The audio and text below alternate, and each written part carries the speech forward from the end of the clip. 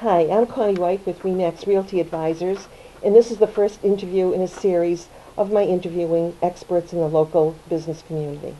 My first guest this evening is Jim Della Volpe, and Jim is the owner of a company called Growing Partners. Growing Tree Tree Partners. Partners. There we go. Okay. Jim, this evening I'd like you to share with us how long you've been in the business and some of the details about that. Well, I've been in the business world for some 40 years now, but I've been in the business coaching profession for 10 years.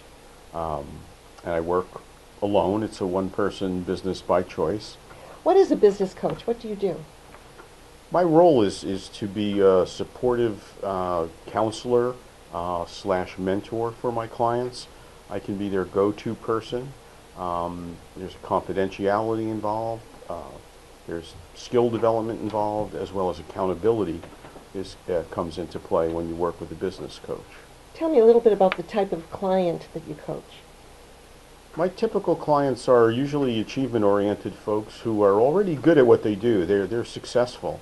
They know that they're capable of doing more, and they don't want to struggle through the trial and error method anymore, and want to go to someone who can help them develop skills or clear up the path for them to move forward in their business profession or their professional life, and their personal life comes in there too, because we're all the same person. How are you different as a business coach from others in the field? I think in one way, for sure, at least in my opinion, is many coaches have been in some type of industry, but maybe not even necessarily the business world, but they've taken a coach training program and gotten a certification, and they have the skills to ask questions and help people get clarity. But I think my differentiator is the fact that I have been in the business world for all those years in sales management, executive sales management. I've been a small business owner, sold a business, started a business from zero with family members, and that gives me a great deal of insight into the world of the folks that I coach. How do you measure their success? Well, we do that together. Typically, in the engagement, they'll define what their objectives are over the next 3 to 6 months. We'll work towards those objectives, and I take their temperature, so to speak, along the way to make sure that they're making the progress that they signed up for. And then things change all the time. When I work with a client for a long period of time, someone who has a series of challenges.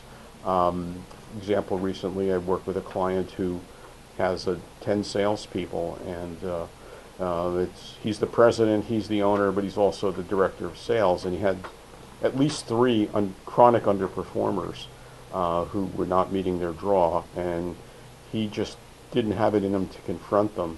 So I helped him to create the metrics to measure them, to create a performance plan for them to live up to, and to decide on the date that if they didn't meet that plan, their draw would be cut to meet their production, or they could move on.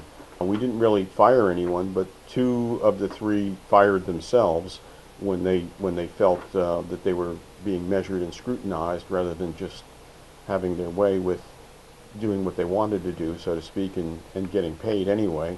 And recently, the 3rd one just resigned and is going to be an independent agent. He hadn't met his draw in 2 years. So in that respect, I helped the client gain some skills, take some definitive action, and dollars and cents wise, he probably is right now, I would say this year, $150,000 ahead of the curve. Wow. That he was spending on people who weren't producing. Is there anything else that you'd like your audience to know about you or your business? Well, one thing is I get as excited, for them as they do for themselves, and sometimes a little more. I genuinely care about my clients, or I wouldn't work with them, and I give them the opportunity to fire me if they want by not having them sign any contracts. I work a very loose arrangement with them. If they give me notice, and they've paid in advance, I'll refund the money or we'll end the relationship. Fortunately, that's not happened, but I don't feel that people should be pinned into a contract and have to deal with, stay in a situation that they're not getting value from. Jim, how can people reach you? Well, they can call me on the phone, which is 781-749-5181. They can look up my website, which is growingtreepartners.com, or email me at jim@growingtreepartners.com. Excellent. Well, thank you very much, Jim. It was Thank great. you, Connie. Okay. All right.